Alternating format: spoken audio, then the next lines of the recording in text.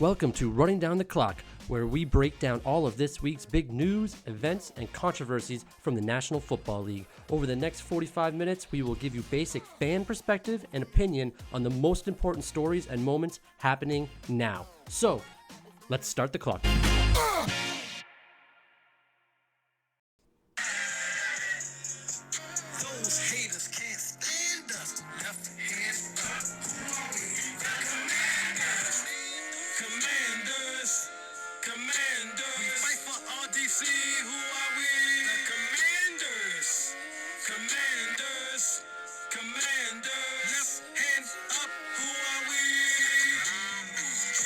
Hello, everybody. Welcome back to Running Down the Clock. I am Tyler Walzak, and I'm here with Poya Ricey. You just heard the exclusive theme song of the Washington Commanders. Poya, what'd you think?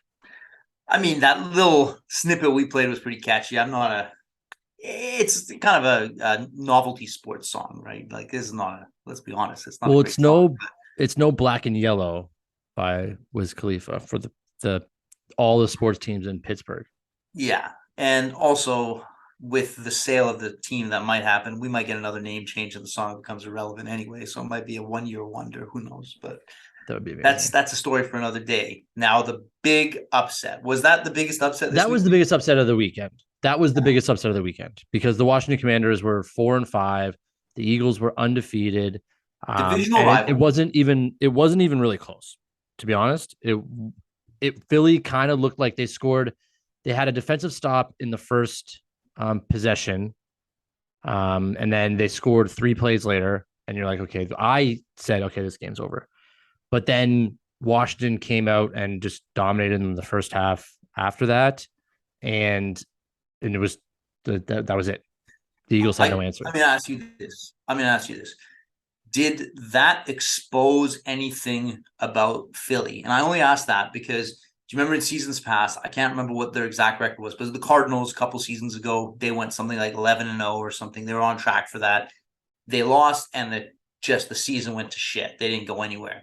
Right. Pittsburgh, I think maybe it was the same 11-0 or something. They never recovered. They still haven't recovered from that when they were undefeated. Does this Philadelphia team kind of face the same thing? Have they been exposed in any way, or no? It was a bump in the road. Is nothing. They're coming back hot next week. I think this was that wanted it more. Like, a lot of people are saying, oh, like, this is such a good win by the Commanders. This is like a statement win by the Commanders to turn around their season. I don't know if it was that. I think it was more along the lines of Philadelphia overlooking the Commanders this week. They knew Monday night they're coming in to play the Commanders. I don't think they took them seriously. Is one of the, you know how teams do that every once in a while? It's like, we got the next. But you play down to their level. Yeah, you play exactly. They played down to their level. I don't think that this is anything. I think this is a wake up call, and every team throughout the season, especially in the middle of the season, they start getting cozy. Like, hey, we're undefeated. We're gonna go undefeated. We're going to the playoffs. We're gonna win this thing. This, I think, was one of those situations where Philadelphia played down to their level. I think it's a wake up call, so it'll get them through the rest of the season. I don't think they lose another game like that. Now, you know how I love to throw out unsubstantiated conspiracy theories, right?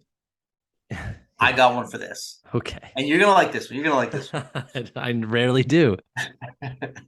They're good. They got some comedic value sometimes. That's all they have. They're unsubstantiated. I mean, it's based off nothing factual, that's for sure.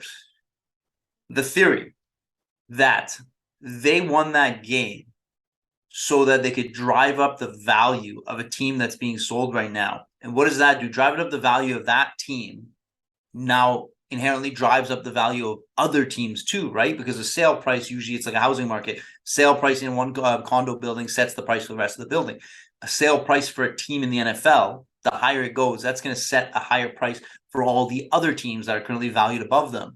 So that would actually be in the owner's interests as well to drive up the price of the team that is currently on the block to be sold. But the Broncos were just sold. So that's the going rate for an NFL team. And I don't know. But you're saying because the team has more wins currently, that's going to determine their value? No, so what were the Broncos? Broncos were a crap team when they were sold, right? Yep. Yeah. So Yep. yeah. So how do you get more for an asset? You drive up its value. How do you drive up its value? Give them a new shiny theme song. get get them to Just beat the stop there. undefeated. Just stop there.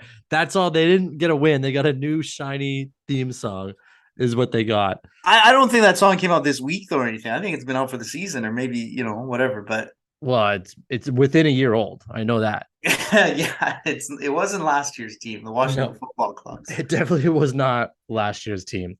Okay, so let's talk about a different game. Clearly the game of the year so far. Um, Now the most insane thing about this You're game, talking about the Lions going 2-0. That's the game of the year? well, the last not 2-0, but they've won two in a week now. Sorry, that's Two yeah. wins Got ahead of myself.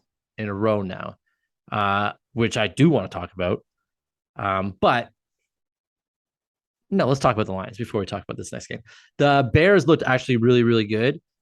Justin Fields looks like he's turned it around. His career where it's kind of waning and they weren't really using him properly, but that was a game. Like that was a good game. You know what also is interesting about the like say what you will about the Detroit Lions sucking and the Chicago Bears sucking, but every Detroit Lions game this year has been extremely exciting, Except for one. except for one. But that was the Green Bay one. You can blame Green Bay for that. No, I was going to say the one that they got thumped. They didn't score. They got shut out. Oh yeah, which one was that? Was that the Pats? Yeah, it was the Pats. But it's all they do is score a ton of points and they can't stop anybody. So it's constantly just a barrage of points all weekend. Like always bet the over if you're like watching the Lions game. Always bet the over. No, this barrage where they can't stop anybody and the game keeps going. Doesn't that remind you a little bit of CFL football? And don't you just hate CFL football? Well, that's because the rules are stupid. It has nothing to do with the teams or the players on there. It's because the rules are stupid. But Justin Fields is amazing. If anyone hasn't seen him play, he's unbelievable. Can I transition us with that? Yes, go. Justin Jefferson. Okay. Lead into that game. Okay, so now that's all you wanted to do is delay me to talk about Justin Fields because you knew I was going to mention him, so that you could be the guy that brings us No, into to the be Bills fair, I Vikings figured game. we're going to spend the next 60 minutes talking about this game. So I just thought you'd get your little Detroit Lions in before that. That's all. There's Right. so much in this game I could go on about. Well, let's go with the Start with Jefferson. start with Jefferson. Now, wait, do you think his catch was better than Stephon Diggs' catch in that game? Yeah, I think so.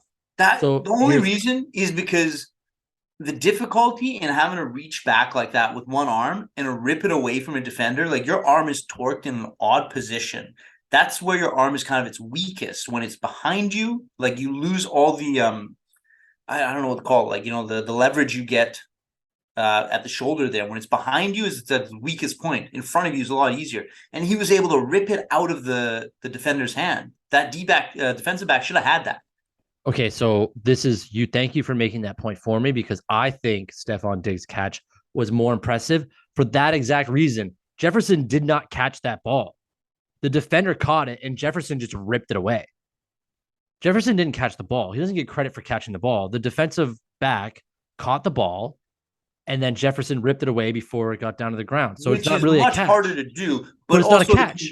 If you watch, not a catch. It is a catch for this reason. It's only a catch by statistics. He did not catch the ball. He ripped away the ball from someone else. But watch his landing. He comes down hard in an awkward position and manages to maintain control. Because the other guy is holding on to it. He's not maintaining control. The other guy is holding on to it. He rips it away as they're coming down to the ground and takes control of it.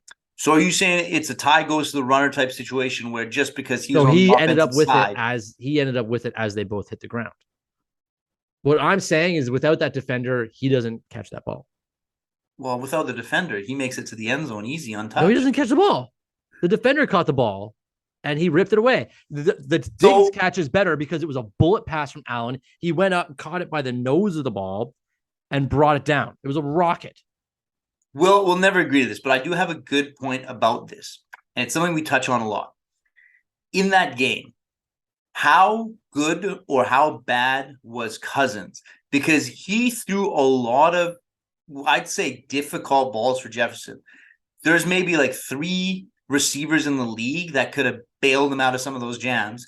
Now he knows he has Jefferson. That's why he makes those tough catches, right? He's gonna make them. He is an elite receiver. Justin Jefferson is probably the best receiver in the league.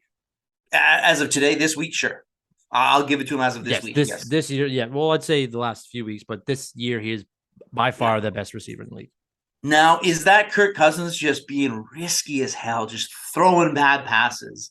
No, it's not risky. He's taking great opportunities to throw the ball in open spots, and he's just missing those open spots because he's Kirk Cousins. Yeah, but look at some of those big throws that happened just because Jefferson bailed him out of a jam, making tough catches. Going like over, but that's what I'm saying like, is he did thread it between 2 defenders, and Jefferson still getting it right. He was on he double did coverage most not of that game. thread it between 2 defenders. He was in double it, coverage though. No, he threw it right to the defender. The defender caught it. That's one Jefferson catch. That's one catch. I'm talking about all the catches through the game. He had a lot of big catches through that game. He did, yeah. Yeah, and I was saying a lot of times he was on double coverage. Jefferson was. He's usually always double covered, yeah. There you go. Now, is it a case of Kirk Cousins making bad throws and Jefferson bailing out of a jam? Or are those smart throws to make? You always throw to a guy like Justin Jefferson, even if he's double teamed. Yeah. Same with when Megatron was with the Lions. Throw it up to Megatron. He's down there somewhere. The key phrase, throw it up. He's down there somewhere. And more often than not, you got to trust your guy to come down with the ball. Yeah. Now, what I was going to get to eventually is here, does that bode well for their playoff chances? Because the Vikings, yeah, I didn't think they were a real football team until this win. I thought this is the impressive thing about this game is that I was like, Buffalo's going to run away with this game because I don't believe the Minnesota Vikings are any good. They didn't have any impressive wins so far this year. They beat the Dolphins, but the Dolphins didn't have Tua, which was the big knock on them. So, and they almost didn't have to play Josh Allen with the Bills this week, but they did. And I think they needed to get kind of that recognition throughout the league as being a top tier team. This game was huge for them, and I think it actually made them look more like contenders, especially because the Bills were up by like 3 scores going into that in that third quarter.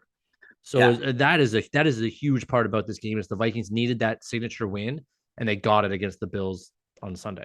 Yeah, like that was a pretty unbelievable game. Nobody was predicting how far that was going to go in that last minute or so. But you're looking at it from Buffalo's stance. They blew it against the Chiefs. Was it last season? Yeah. In the playoffs. Yes. They did not with 30 seconds? 30 seconds left. All they had to do was not let them score, and they couldn't stop it. Well, no one could stop them in that game. That game you're talking about, both offenses were every time they had the ball, scored a touchdown. Yeah. Now, this time, again, they're in a pretty tight situation. That's like, playoffs. That's kind of the closest you're going to get to a playoff situation in the regular season to leading up to the playoffs here. That's your practice for it. And again, they blew it. Is this a team that just won't handle it when it comes down to it? Something's going on. Well, first of all, let's talk about how this game ended. Because it was ridiculous. Yeah. So the Vikings were down 4 points, and they had the ball on the 4-inch line, and all they had to do was score with 50 seconds left, and they win the game essentially. And then Kirk Cousins can't QB sneak into the end zone. He's not a QB sneaker. He's not a sneaky guy. He's a little bit slow. He's a little bit weaker. A little bit slow. He's very weak. Just not. He's very slow. He stinks. So anyways, they don't get in the end zone. Bills get the ball back. Now, the beautiful thing about when you get stuffed on fourth down on the other team's 1-inch line is that they have to have the ball on the 1-inch line as well and get it out of there. And everybody in the world, so there's not everybody in the world, there's 2 believers in this, what happened next. Buffalo either runs the ball out, sneaks it out to try to get 2 yards to keep moving forward, because you can't you can't kneel down and run the clock out. or you take the safety and punt the ball as far as possible. Yeah, I would think he'd punt it. How much I time would was there? think you take the safety and punt the ball. There's probably 46 seconds left. I think there's less. No, there's 40. I think there's 46 seconds left, There was 46. Okay. or 41 seconds left. 46 seconds left when Buffalo had the ball. So they went for the QB sneak and they botched the handoff or the snap, sorry, and Minnesota jumped on it, scored a touchdown. So would you sneak it, or would you take? You just said you would take the knee, take the safety, and kick it away, play defense. Yeah, I think so. I think so too, and that's what I was thinking they would Your do. I thought defense already stopped them. Your defense exactly, already stopped them. Rely on your exactly. defense. Your defense was doing. I'm not going to say well because they let in a lot of points, but Sure, but they stopped them at an important time. They were jacked up, and like no one, ain't nobody afraid of Kirk Cousins. Ain't nobody afraid of Kirk Cousins with 40 seconds left. here's the flip side. They came back and got they came back from that. Who did? Buffalo. They came back the other Well, way. that's what I'm Lost saying. the field goal. But you didn't have to do that. You lost the No, game. You didn't have to do that. But yes, they no, I came agree. back with 40 seconds left, kicked a field goal, tied the game up, go to overtime. So, anyways, the Vikings got the field goal, and then Josh Allen comes back, gets the ball to be a hero. All they need to do is score a touchdown. I mean, you have Josh Allen, one of the best quarterbacks in the league. You think they get it done, but no, he throws another pick in the red zone. That's his fourth pick in the red zone in the last two games, I think. Should the Bills be worried about that? So here's the thing I was thinking about. Josh Allen was said he might not play that game, right? A lot of Yeah, people so were saying he's questionable. He was yeah, he was questionable. questionable because he's something wrong with his elbow, his Hear me out. UCL. That's 2 games in a row that they've lost, right? Yes. He was a little bit injured in the game before that too, right? I think No. Well, he no, was he halfway got through. He injured in got the hurt game. in that game. He got injured in the game. Your team's doing pretty well right now. I think you rest him until he's good because what happens is you Hold keep on. risking injury. Whose team is doing well right now? Buffalo They just prior lost to two. this game. Okay, so because we're talking about do you rest him? So yes. it's prior to this game. Well, the thing is, here's the thing about that is his injury though is you don't just rest a guy like that for one day with that injury. That's like Tommy John surgery injury is what he needs. Like it's a serious injury. If you rest him, you might as well sit him for the rest of the season. Okay, so it's not a 1 week. Give him a week off. Like he can either play through it and you risk making it worse, or you sit him out and he goes and gets checked for what I was going to say 2 is months. Sometimes you see he's playing through injury and he's making bad decisions and they both start compounding. You start focusing on the injury and you start focusing on the bad decisions and they both start spiraling out of control and it gets worse and worse and worse where, most of the sports are psychological, right? Now you're just focused on being hurt. How can I not be hurt? How do I make better plays? And it's always at the front of your mind and you're always thinking about both those things and it just messes you up going forward. That's what they should be worried about as a team right now is not those 2 losses in a row. It should be a Josh Allen injury concern. But more importantly with this game, which not a lot of people know because like it's an East Coast privilege thing, but if you were a fan of a West Coast team or you live in a region like the LA Rams Cardinals area, NFL Fox, because of the rules of broadcasting, turned the Bills Vikings game off to play Rams Cardinals. There's a 3-5 and a 3-6 team, and you're turning away from the game of the year. The game of the year to play that. Like that is a stupid thing to do. That is a stupid thing to do. And it happens in whatever those 4:25 p.m. start time games are. If you live in those regions, they have to, and you're watching it on that certain network, they have to change it to those regions of those teams. Never understood it. I guess those people are prepared though. Like they understand what they're getting into on the feed that they're watching. No. They should know if they're fans of their team. They know like our team's games interrupt these. But so don't. I agree. It's silly. But I'd rather watch the end of a game and then join a game already in progress. That's what I mean. That's why even if you're a fan of those teams, you gotta go, hold on, it's not just It's not the Lions Bears final, which was also exciting because those teams don't matter. This is the game of the year between two playoff But contending you don't know it's the game of teams. the year when you sign the broadcast deal, right? No, So you but have to follow the rules that you've agreed to, right? okay, well, the rules that you should agree to should say, hey, if we have a 7-1 team and a 6-2 team playing each other and they're in overtime, we get to finish that game. Yeah, but what if that 7-1 team is 7-1 because of the ease of schedule and they're not a real contender? It gets difficult. I get it. Like What do you mean it gets difficult? It's very easy. Would you not rather watch the Vikings Bills, or would you want to watch the Seahawks play the first opening drive of their game? no, I agree with you that I'd want to watch the more exciting game. Yeah, 100%. But these 100%. deals are done beforehand. I'm assuming that they have to abide by the rules. Yeah, well, everyone always has to abide by the rules. That's the shitty thing about rules. Yeah. Um, okay, so terrible segue, but one of the games that I thought was boring that I was very excited to watch this week was the Colts Raiders because of head coach Jeff Saturday taking over his first ever coaching job ever, much to the chagrin of many announcers and former coaches. And then he won. Now, what can you say? Oh, well, I can tell you what you say. Does the Raiders owner have a former Raider somewhere broadcasting that he can pick up to take over coaching there? Because it's not working out there. They've had an issue since John Gruden was there, and they've never really recovered. Well, they did recover. The guy they had in the interim for John Gruden was winning football games. They did make the playoffs. You're right. And they Who was fired he? that guy. Oh, they fired him. Now he's the special teams coach for the Chicago Bears.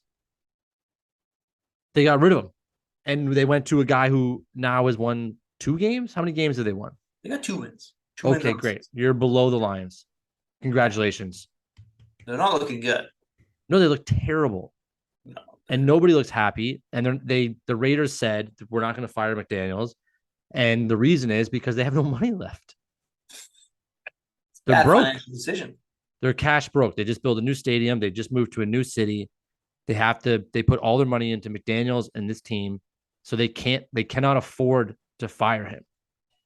But can they afford to keep losing for 3 years? Okay, anyways, I want to talk about Jeff Saturday, and you brought me along these fucking Raiders talk. You brought up the Raiders. I didn't. I wrote them off already. I'm done. I'm done with the Raiders for the season. All I said was the Raiders Colts game season is all I wanted to watch, and I wanted to talk about Jeff Saturday, and you started talking about the Raiders and Josh McDaniels. You did that. I didn't know the coach's name. You did it. Oh my God. This is a bad show, guys. Everyone listening, this is a bad show. You were supposed to make it good by watching the games. What happened? I watched the games. I watched the games. Would you watch them on your cell phone or something? No. Oh, God. I hate that you sent me a photo of you watching the games on your little cell phone. And it was a message. It was us texting each other. And then in the bottom right of your cell phone, like the little tiny screen, you were watching the game. Screen. So you're watching it basically on a thumbnail was how you watch your football games. And then you show up Wednesday nights and you try to talk about football. I had it for the big screen, the full size of the cell phone. I actually watched some games on the TV too this weekend. So I doubt that. Anyways, let's talk about Jeff Saturday. Do you think because he got a win this week that it makes him any more credible? No, because I think as we discussed, he's relying on everybody else in that locker room, everybody else on the sidelines, all his assistant coaches to kind of get him up to speed that week. I just don't know how you can be completely aware of every little detail of that team and the plays they run, the offenses and who's doing what, the subtleties of every player by joining earlier that week, unless there's something we don't know that he's kind of been closely watching this team from within inside the organization for a lot longer. He's always been a Colt. He probably is watching. He probably is. Yeah. But here's the thing is like so maybe he does know something that's just let the players play, let those coaches, offensive coaches do their thing, let the defensive coaches do their thing. All you have to do is make sure everyone's on the same page.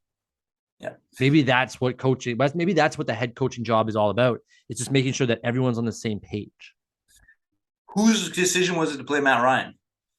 His decision. He said Matt Ryan's the best quarterback on our team, Yeah.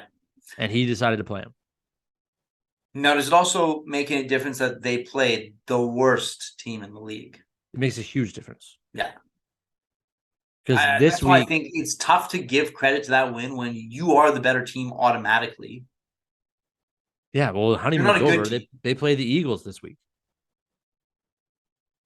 But you know what So else he did? You know what else he did that was something the old coach didn't do? Just feed the ball to Jonathan Taylor. And they won the game. how many Jonathan weeks? Taylor had a great How day. many weeks was he out for? 2. Just 2 weeks. Yeah, he Taylor wasn't just hurt missed two long. weeks. Okay. He wasn't hurt very long. They just no they weren't using him properly anymore. No. So, But the old coach was there last year, and he fed him the ball every chance he got. Like, it's really weird to me. no, he Why didn't. Frank? No, he Frank, didn't. No, he did not. That is why they lost against the Jaguars, and that's why a lot of people were upset with the Indianapolis Colts is because they wouldn't just feed the ball to Jonathan Taylor every single time. in that one game, but I mean through the rest of the No, season. no. Through the rest of the season, it was a constant complaint in Indianapolis. Why are we not giving the ball to Jonathan Taylor? So how did he get so many yards? And Because he's amazing. That's what I mean. Give him the ball more. More. Kobe Bryant said it best to Kanye West when Kanye said, but I've already made so many records and I've already won so many awards. What else do I want? And Kobe more said, words. more records, more awards. But I'm already the best. Be better. Now That's what they need out of Jonathan Taylor. More awards, more yards, more touchdowns. So you think this is the start of something new over there? Or you think Well, they're playing Philadelphia this week, so no. Philadelphia has to come back and win this game. If the Colts win this game, that's unbelievably huge. But this could be, I mean, Eagles win this game, right? Yeah, I think so, but I mean anybody can win. I think anybody can beat anybody this year. And we've seen that now. I don't know if that's true. The Houston Texans can't beat anybody. They beat the Jaguars.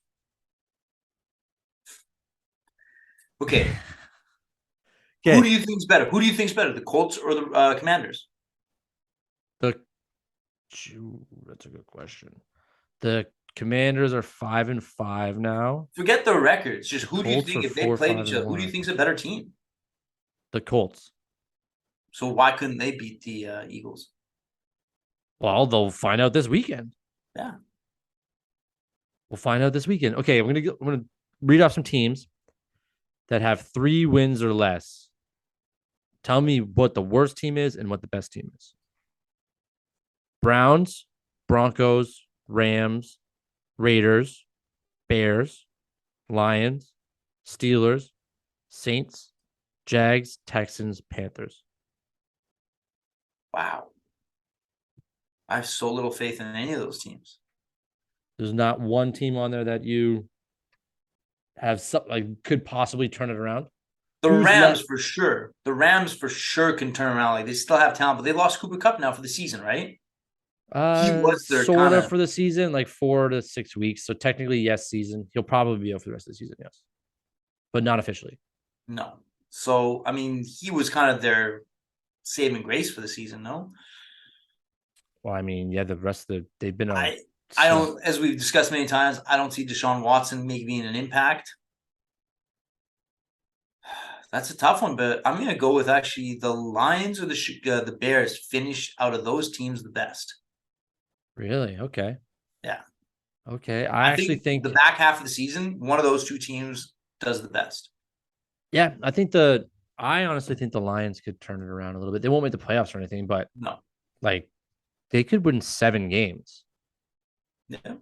They could win 7 games and turn it around. I think so. Do you think the Packers turn it around now that they've got their wide receiver and Watson? What was his deal for the start of the season? He came in injured. He started the season injured.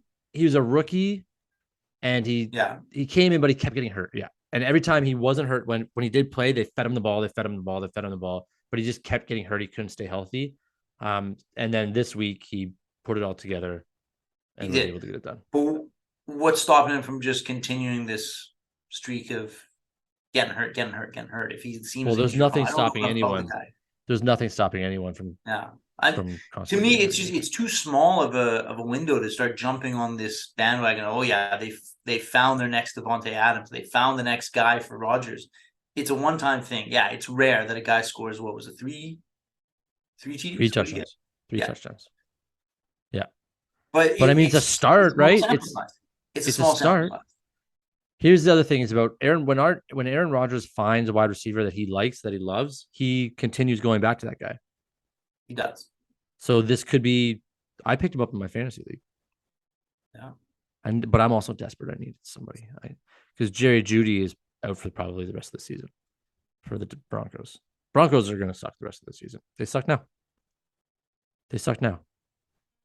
Yeah, Russell Wilson thing did not work out, as everybody can see. And as No. a Broncos fan, when you see these Subway commercials of him just acting weird in Subway commercials, do you not just get furious? Yeah, I feel like this is what happened with Baker Mayfield in Cleveland too. Is his for rookie year or his sophomore year, he started doing those progressive Yes, home yeah. insurance things, which I think those fucking commercials were amazing, by the way. They were hilarious. They're on point, and it I don't know. I laughed every time. I haven't seen the Russell Wilson ones, but I also know that Russell Wilson's not well liked around the league. No, it's crazy how much is coming out of Seattle. And I don't know if that's a little bit of a spite, just Oh, it's or definitely some spite. or what is it? If it's all truth, or it's just people just kind of jumping on the bandwagon against him. But yeah, there's a lot of guys just not saying nice things about him. They No, can't reach him. He wasn't present in the locker room. You know, his Super Bowl winning teammates, Marshawn Lynch, says, I'm not going to ever call him because I have to go through his agent yeah. just to call him. So if I don't have your number direct, why would I call you? Richard Richard Sherman as Sherman well. talks shit about him all the time too. Like it just, and then who was the latest one? Lockett, Tyler Tyler Lockett. Lockett. And it was actually very telling what he said is when one person's not looking for all the credit, it's amazing what a team can accomplish. Yeah, And that's true. When it's you a pass the team. credit to Football everybody, is when such a you're, team game. it is 100%. Every Unless you're 11 the men. the Colts feeding it to Jonathan Taylor or the Titans feeding it to No, Derrick Henry all the time. even that is a team I'm game. You joking. need all You need the 11 guys. blockers. I know you Yeah. need to open up those gaps for them to hit. I get it, but But it's a telling sign when like Tyler Lockett, who seems like a super nice guy, and those there was three people on the podium when I think that was said. And it goes a long way when you just no one's looking to be the hero. No one's looking to be the goat or the goat at the end of the day, the opposite of the goat. It's the bad goat. Um Scapegoat is what was happening in Seattle, and they got rid of that, and look what they're doing. I mean, they lost in Tampa, but in in Germany. Germany. Yeah, they lost in Germany to Tampa, who they got a show. That was a good game. Those Now, fans stayed in that arena for 10 minutes after singing songs. just a little segue about that game. Have you ever seen Tom Brady make a catch? No. So I read an article about this. What do you have to say?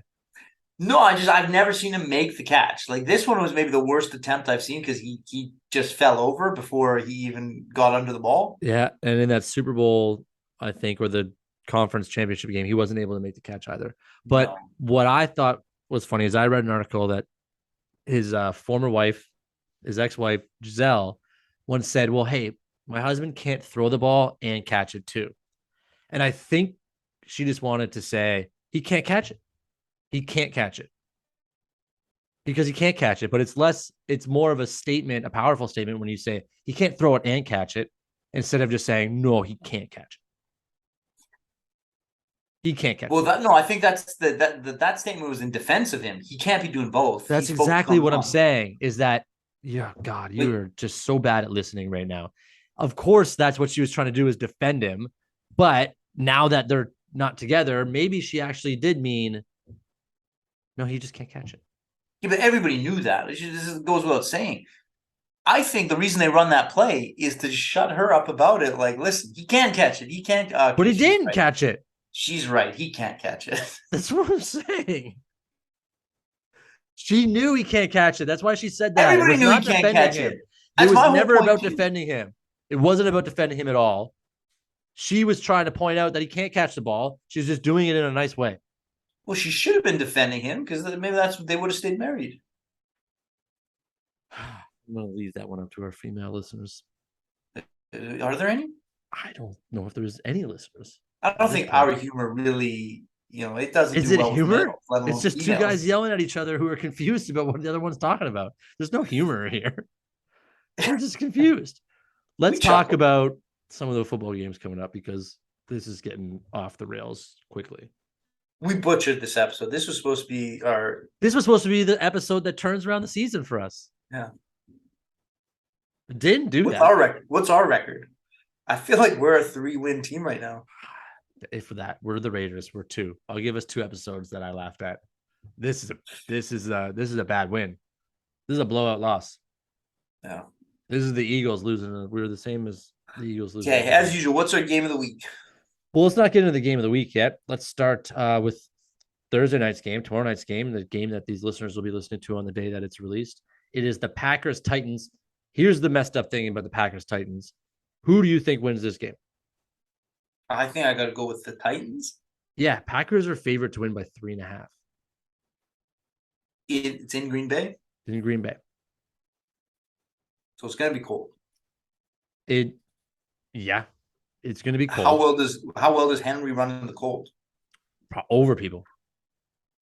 Probably over people. He runs over people in the cold, eh? Mr. Snowplow. He's the biggest guy in the field. Wouldn't you just give him the ball every single time? He's got no fat. He's got no body fat on him. He's probably freezing out there. He's running over people. He's going to lead the Titans to victory in Green Bay. And it's actually funny. So everyone else, we have new sponsors here at Running Down the Clock. It's BetStamp. If you can go to wherever you get your apps, look at BetStamp because you can get different odds here based on who and what different betting vendors you are working with. The lowest odd is 3 points, and it goes up to 3.5. So the score right now is at 3.5. A lot of them, Bet365 and such, are down to 3. I think the Titans win. I think the 3 points are going to the Packers because they're at home and they just won. I think it's an overestimate based on everybody. But what do I know? BetStamp will tell you more. We got the Eagles Colts, which we talked about. Eagles win that game, right? It's in Indy. I'm going with Jeff Saturday going 2-0 in his career. No, you're not. You're joking. Yeah. No, I'm jumping on the Colts bandwagon. I've always hated the Colts. Wow. Okay. Now, understand this. I probably need BetStamp more than anybody because my team never wins. No team I ever support wins. I get it wrong every week. Well, BetStamp's not going to help your team win. It's going to help you make a right bet. At least I'll get the best odds on watching them lose. That's true. Saints. That's a great way. That's a great way to put it. Saints, Rams in New Orleans. Saints stink. Rams stink. Saints are supposed to win by 3.5. Who you got? Who's the quarterback now? Andy Dalton still. And Matt Stafford will be back for the Rams. He didn't play last week, but Stafford will probably be back with the Rams. I got Rams. I'll take the Saints. Gross. Saints are due. Falcons, Bears. Everyone's high on the Bears right now. Falcons. I'm high on the Falcons. 3.5 point favorites.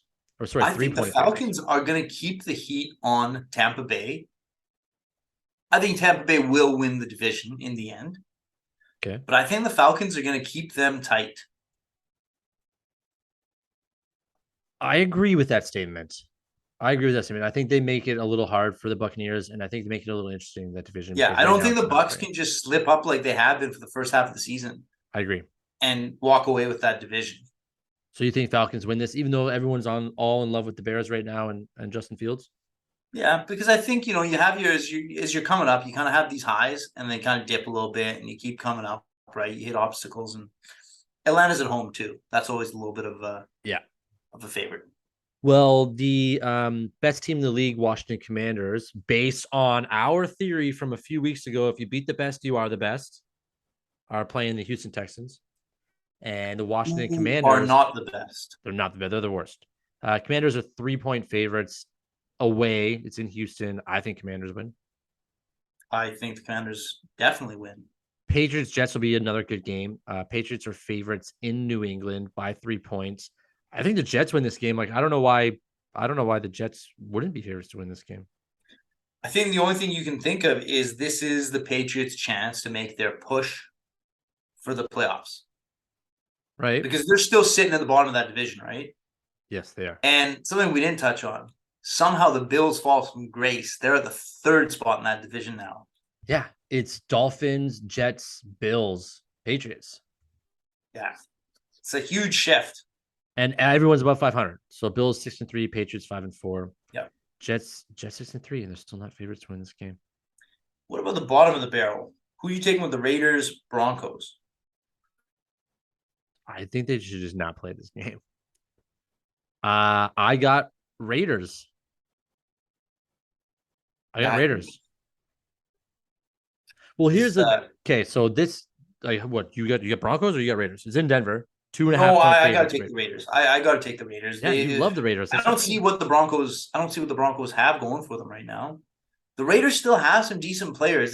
They can't get it to work. Yeah, they can't get it together. They can't put it together. Derek Carr's always streaky.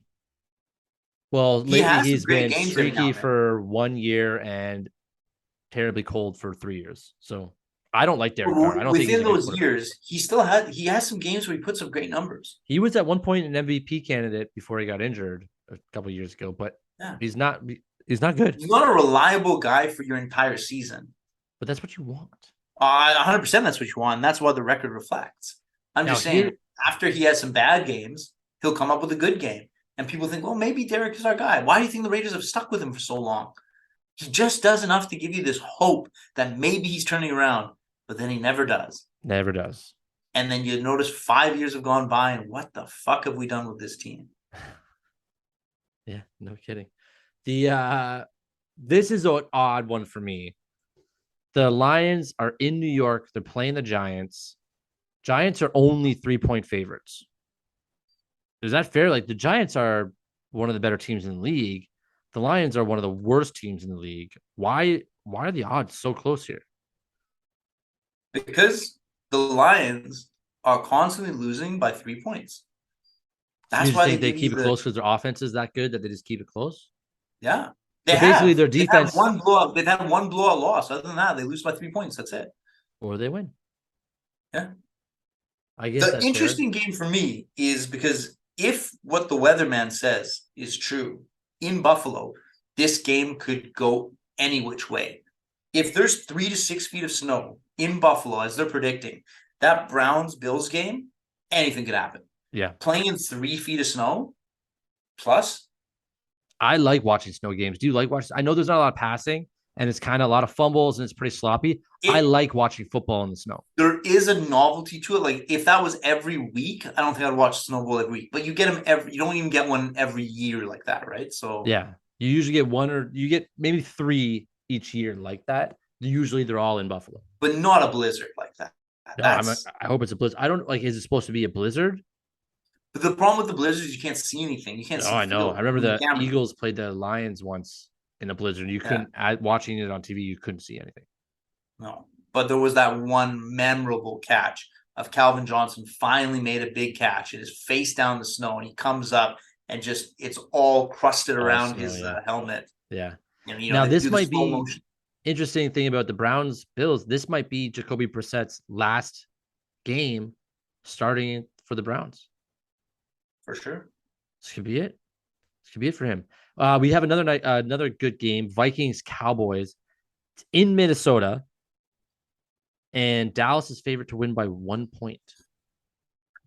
Fair or not fair? I think that's another. The Vikings are 8-1. The Cowboys are 6-3, and the Vikings are not favorites to win this game. I've always had a theory about teams that aren't just the most dominant team in the league, and you're still saying that you have some doubts about the Vikings. When you win some of these huge games, that emotional high, it kind of drains you for the next one. It's hard to kind of match that and be up for it the same way. Often you see these Cinderella stories come to an end because a team, they overcome such a big obstacle in like the semifinals, quarterfinal round, that even though they could win the finals, they had their win. And it's too hard. Like you watch the Rams now. The Rams can't come back from that Super Bowl win.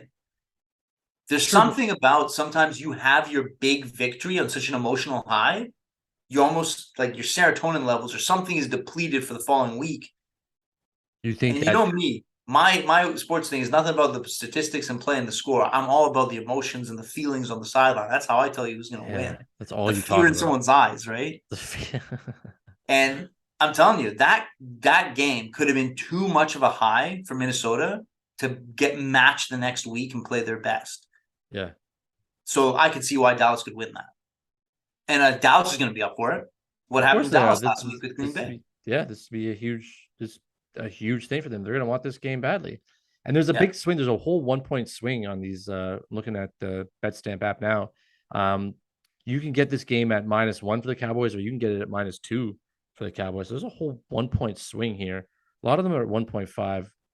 It's also the worst bet in sports is that -1.5 or that -1 or 2, especially in football. It's insane.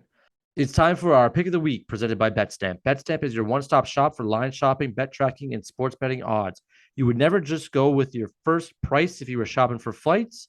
So why settle for the first odds you find when betting? BetStamp changes that. The streamlined and easy-to-use app allows you to find a wide spectrum of odds for any bet. Then it makes it easy to track your bets in one place. You can set alerts in the case the line changes and learn what bets your friends and even some celebrity bettors are making. Chiefs over the Chargers. It's also the highlight game of the week. They moved it. They time shifted it from 1 p.m. to 5:20 p.m. Now, if you look at BetStamp, you can see that CoolBet has the Chiefs line at -278, whereas Bet365 has it at -245, and then Bet99 is down to -230. So if you look at BetStamp, you can find your different price odds here. And if you want to join us on BetStamp and you haven't downloaded it already, go download it now wherever you get your apps. It's the BetStamp app for free. And please use the code ORDINARY when you set up your account so that they know that we sent you. It's always get the best value for when you're betting. And you can find that stuff at BetStamp, which will find out where you live and use those different betting websites to determine which odds are more in your favor.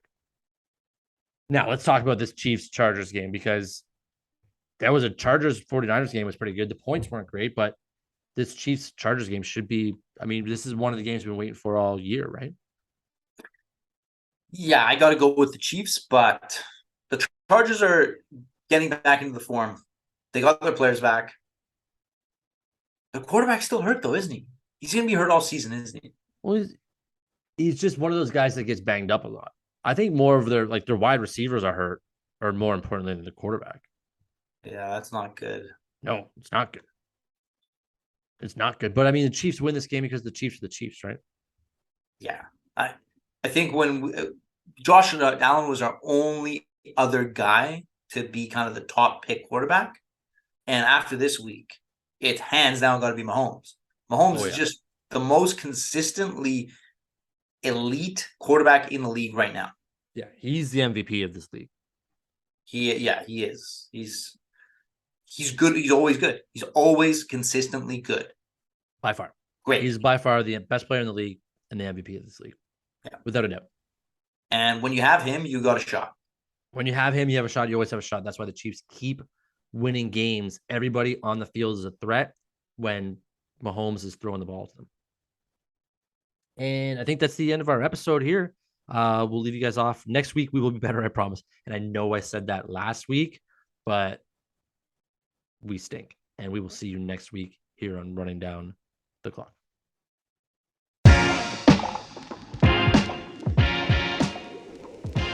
Running Down the Clock is brought to you by the Ordinary Podcast Network and is every Thursday running until the week after the Super Bowl. We hope you enjoyed enough to subscribe and tune in again next week.